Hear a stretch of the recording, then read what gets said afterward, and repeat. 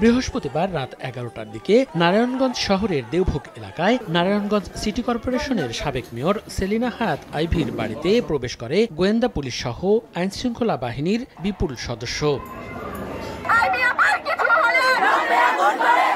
এ সময় স্থানীয় মসজিদগুলোর মাইকে ঘোষণা দিয়ে আইভীর কর্মী সমর্থকদের বাড়ির সামনে জড়ো করা হয়। এরপর থেকে আইভীর বাড়ির সামনে ও সড়কে অবস্থান নিয়ে বিক্ষোভ করেন তারা। পাশাপাশি বাঁশ দিয়ে ব্যারিকেড দেওয়া হয় রাস্তায়।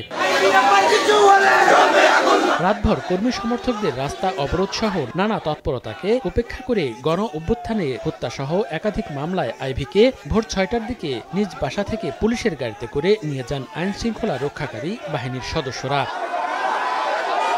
এদিকে সাবেক মেয়র আইভীকে গ্রেপ্তার করে নিয়ে যাওয়ার সময় শহরের বিবি রোডের কালীরবাজার এলাকায় তাকে বহনকারী পুলিশের গাড়ি লক্ষ্য করে ইটপাটকেল নিক্ষেপ করে দুর্বৃত্তরা।